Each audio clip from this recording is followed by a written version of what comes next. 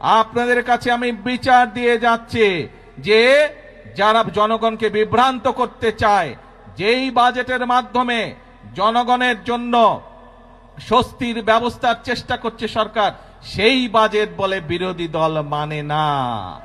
তারা দাবি তুলেছে কেন মদের উপরে আমরা ট্যাক্স বাড়ালাম, তারা দাবি তুলেছে কেন আমরা সিগারেটের উপরে ট্যাক্স বাড়ালাম।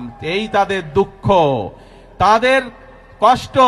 কেন বর্তমান সরকার 60টি নিত্য প্রয়োজনীয় দ্রব্যমূল্যের ট্যাক্স কমিয়ে দিল, এই হচ্ছে তাদের দুঃখ।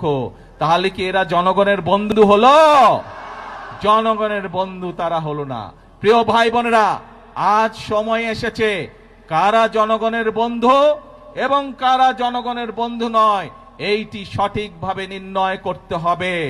আমরা অতীতে আমরা দেখেছি জনগণকে বিভ্রান্ত করে অনেকে অনেক কথা বলেছে, কিন্তু জনগণের ভাগ্য পরিবর্তন হয়নি, দেশের ভাগ্য পরিবর্তন হয়নি।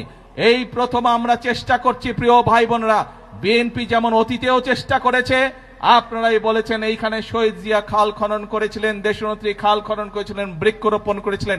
এই কাজগুলোর মাধ্যমে ধীরে ধীরে দেশের অবস্থার পরিবর্তন হচ্ছিল। কিন্তু যারা বিভ্রান্তকারী, যারা ষড়যন্ত্রকারী, বিভিন্ন সময় তারা ষড়যন্ত্র করেছে এবং ষড়যন্ত্র করে মানুষের ভাগ্যের পরিবর্তনের যে গতি, তাকে তারা বন্ধ করতে চেয়েছিল। দেশের ভাগ্যের পরিবর্তনের যে গতি, তাকে তারা বন্ধ করতে চেয়েছিল। বিগত 12 তারিখের নির্বাচনে বাংলাদেশের মানুষ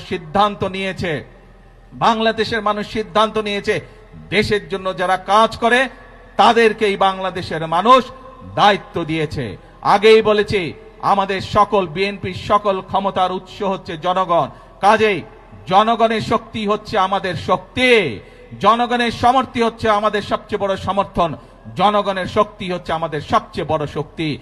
আমাদের সাথে জনগণের সমর্থন আছে বলেই যতক্ষণ আমাদের এই ধরে প্রাণ থাকবে, আমরা ততক্ষণ পর্যন্ত এই দেশ এবং এই দেশের মানুষের জন্যই কাজ করে যাব এবং এই কাজের মাধ্যমেই আমরা চেষ্টা করব, সর্বোচ্চ শক্তিতে ইনশাআল্লাহ চেষ্টা করব এই দেশের ভাগ্যের পরিবর্তন করার জন্য, এই দেশের মানুষের ভাগ্যের পরিবর্তন করার জন্য। কারণ এই দেশই হচ্ছে বিএনপির প্রথম ঠিকানা, এই দেশই হচ্ছে বিএনপির শেষ ঠিকানা। সেজন্যই প্রিয় ভাই বোনেরা, আজকে আসুন, দেশ আমাদের সকলের, এই দেশই আমাদের প্রথম ঠিকানা, এই দেশই আমাদের শেষ ঠিকানা। সেজন্যই আমরা বলি, এই দেশকে গড়লে আমরাই ভালো থাকবো, আমাদের সন্তানরাই শান্তিতে থাকতে পারবে। এই দেশকে যদি আমরা গড়তে না পারি, তাহলে আমাদের সন্তানরা দুঃখ কষ্টে থাকবে। কেউ কি চায় নিজের সন্তান কষ্টে থাকুক? কেউ আমরা চাই না। সেজন্যই আমরা একটি কথাই বলি সব সময়, করব কাজ সবার আগে